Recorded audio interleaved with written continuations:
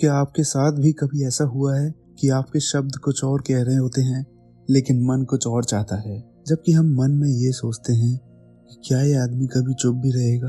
और कभी कभी ये एनॉयंस हमारे चेहरे पर तब भी दिखती है जब हम अपने मुंह से कुछ अलग कर रहे होते हैं। उस केस में हम उम्मीद कर सकते हैं कि जिस इंसान से हम बात कर रहे हैं वह उस बॉडी लैंग्वेज को समझने में काबिल नहीं है जिसे हम छिपाने की कोशिश कर रहे हैं। लेकिन क्या आपको पता है कि इस झूठ को पकड़ा भी जा सकता है, वो भी बॉडी लैंग्वेज और नॉन वर्बल कम्युनिकेशन के जरिए। What everybody is saying. यह किताब सिर्फ झूठ पकड़ने के बारे में नहीं है, यह सभी प्रकार के नॉन वर्बल ह्यूमन बिहेवियर को समझने के लिए एक एक्सपर्ट गाइड भी है। जॉय नवारो द्वारा लिखी गई नॉन वर्बल कम्युनिकेशन पर यह एक इंटरेस्टिंग किताब है। नवारो एक फॉर्मर FBI एजेंट रह चुके हैं और उन्होंने इस किताब में बॉडी लैंग्वेज, फेशियल एक्सप्रेशंस और बिहेवियर इंटरप्रिटेशन के बारे में ज़रूरी बातें बताई हैं जिससे हमें लोग और उनके सिचुएशंस को समझने में आसानी होगी। हेलो दर्शकों, welcome to tales of book. आज हम लाए हैं आपके लिए what everybody is saying book की शॉर्ट समरी। वीडियो को शुरू करने से पहले अगर आप चैनल पर नए हैं तो चैनल को सब्सक्राइब करना ना भूलिएगा, क्योंकि हम ऐसे ही अमेजिंग बुक्स की समरी इस चैनल पर लाते रहेंगे। तो चलिए इस किताब के चैप्टर्स को एक एक करके समझते हैं। Chapter number 1, mastering non verbal communication. Joy नवारो ने इस चैप्टर में नॉन वर्बल बॉडी लैंग्वेज को देखने और सीखने के लिए कुछ हैक्स दिए हैं। आइए इन्हें समझते हैं। बी ए कंपेटिटर ऑब्जर्वर। इस स्किल को आप सीख कर प्रैक्टिस भी कर सकते हैं। Observe in context. Body language को हमेशा उसी कॉन्टेक्स्ट में देखा जाता है जिस सिचुएशन में वो होती है। एग्जाम्पल के लिए, जब हम जॉब इंटरव्यू में जाते हैं तब नर्वस होना स्वाभाविक है और कुछ पल में वो गायब भी हो जाती है। अगर आपको थोड़ी देर बाद फिर से नर्वसनेस महसूस होती है तो ये आश्चर्य की बात हो सकती है। Learn universal body language. कुछ नॉन वर्बल साइंस जिस कल्चर में होती हैं उसके बावजूद भी यूनिवर्सल और इंडिपेंडेंट होती हैं। एग्जाम्पल के लिए होठ दबाना।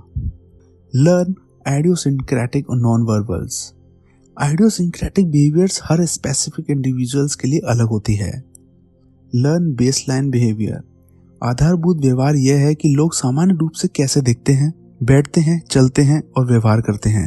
एक बार जब आप बेसलाइन कंफर्टेबल बिहेवियर को जान लेंगे तो आप पहचान लेंगे कि वे कब कंफर्टेबल नहीं है। Look for changes. शारीरिक भाषा में बदलाव की तलाश आपको कुछ होने वाली घटना के प्रति सतर्क कर सकती है।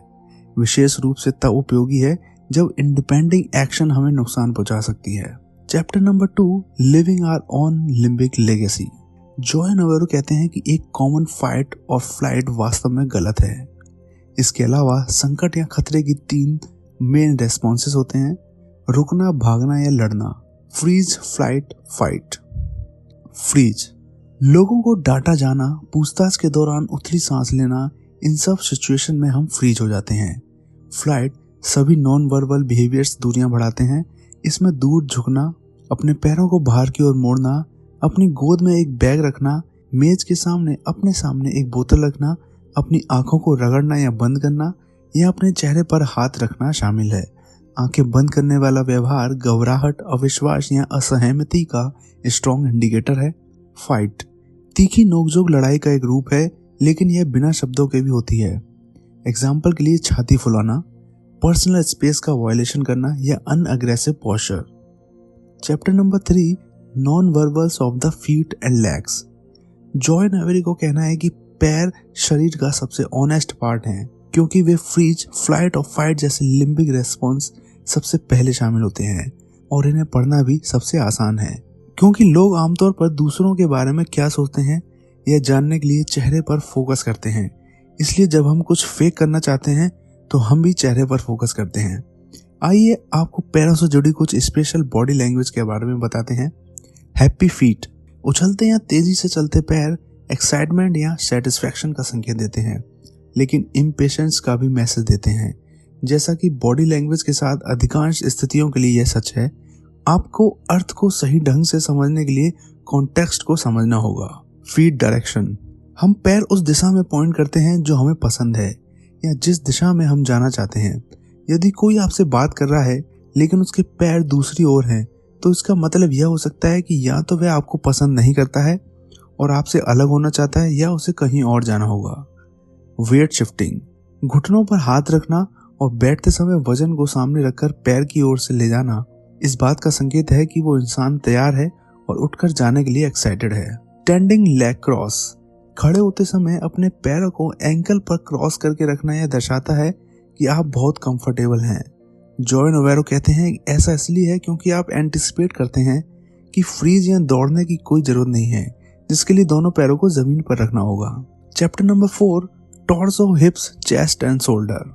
Ventral denial and ventral fronting, जब चीजें अच्छी होती हैं और हम कंफर्टेबल महसूस करते हैं तो हम अपने फ्रंटल बॉडी को उस इंसान की ओर करते हैं जिससे हम बात कर रहे हैं। जब चीजें अच्छी नहीं होती हैं और हमें वह व्यक्ति पसंद नहीं आता है, या रिश्तों में बदलाव आता है, या हमें विषय पसंद नहीं आता है, तो हम अपने फॉर्स और बेली को मोड़ देते हैं। द टॉर्सो शील्ड, जब हम कंफर्टेबल नहीं होते तो हम अपने टॉर्सो को शील्ड देते हैं। आर्म क्रॉसिंग एक स्पष्ट बात है, लेकिन जैकेट के बटन लगाना, टाई को एडजस्ट करना, हमारे कफलिंग्स में से किसी एक तक पहुंचना या हमारी घड़ी को छूना, ये सभी टॉर्सो को ढालने वाले बिहेवियर के रूप में काम कर सकते हैं। टॉर्सो स्प्लेस, पीछे झुकते समय वजन को एक तरफ शिफ्ट करना, एक टेरिटोरियल स्टैंस या पावर पोज है। जॉ का कहना है कि आप इसे घर पर कर सकते हैं, लेकिन वर्क प्लेस पर नहीं करना बेहतर है क्योंकि यह अथॉरिटी के प्रति डिसरेस्पेक्ट दर्शाता है। चेस्ट पफिंग, ये एक बहुत ही क्लियर एग्रेसिव पोज है जो बताती है कि स्थिति मारपीट तक बढ़ सकती है यदि इसके बाद धड़ को खुला रखने के लिए कपड़े उतार दिए जाते हैं। तो यह फिजिकल फाइट की दिशा में एक और कदम है। शोल्डर श्रग्स, कंधे उचकाना किसी विषय पर इग्नोरेंस को व्यक्त करने का एक आम नॉन वर्बल तरीका है। जो का कहना है कि जब कंधा सिर्फ पार्शियली सिकुड़ता है, एग्जाम्पल के लिए यदि कंधे ज्यादा नहीं उठते हैं या केवल एक कंधा ऊपर उठता है, तो इसका मतलब है कि बॉडी लैंग्वेज पूरी तरह से वर्बल स्टेटमेंट कथन का समर्थन नहीं करती है। Chapter number 5, non verbals of the arms, gravity related arm movements. Happy feet के लिए हम खुश और एनर्जाइज्ड महसूस करते हैं तो हमारे आर्म्स ऊपर उठते हैं, और जब हम कॉन्फिडेंट महसूस करते हैं तो हम अपने आर्म्स का अधिक उपयोग करते हैं और चलते समय अक्सर अपनी तरफ झुकाते हैं। दूसरी ओर जब हम दुखी होते हैं या नकारात्मक भावनाओं को अनुभव करते हैं तो हमारे आर्म्स झुक जाते हैं। आर्म विड्रॉल, जब हम कॉन्फिडेंट होते हैं तो हमारे आर्म्स सुस्पष्ट रूप से चलती हैं और बगल में रहते हैं। जब हमें खतरा महसूस होता है तो हमारे आर्म्स हमारे बॉडी के करीब चले जाते हैं या हमारे बॉडी को ढक देती हैं। एक सामान्य नियम के रूप में नम्र लोग अपनी बाहें अंदर खींच लेते हैं और आक्रामक अपनी बाहें फैला देते हैं। Arm freeze, limbic freeze reaction का पार्ट, इस तरह हमारा शरीर हमें कम पहचानने योग्य बनाता है। दुर्भाग्य से जॉ का कहना है कि दुर्व्यवहार करने वाले बच्चे रेस्ट्रिक्टेड हैंड मूवमेंट्स का प्रदर्शन करेंगे। होर्डिंग इफेक्ट, सिर के पीछे उंगलियां फंसाना, बैठते समय पीछे की ओर झुकना और कोहनियां आगे की ओर झुकना डोमिनेंस का एक और क्षेत्र दावा करने वाला पोज है। आमतौर पर कमरे में केवल सबसे सीनियर पर्सन को ही यह पोज लेने की अनुमति होगी। तो दर्शकों, ये थी what everybody is saying book की शॉर्ट समरी। मैं सजेस्ट करूंगा कि आप इस बुक को जरूर पूरी तरह से पढ़ें।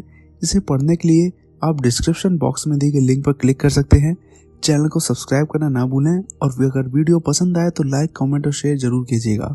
अगर पसंद नहीं भी आए तो अपने सुझाव नीचे कमेंट में जरूर दीजिएगा, जिससे हम और बेहतर हो सकें। तो मिलते हैं अगली वीडियो में एक और नई बुक समरी के साथ। Thanks for watching.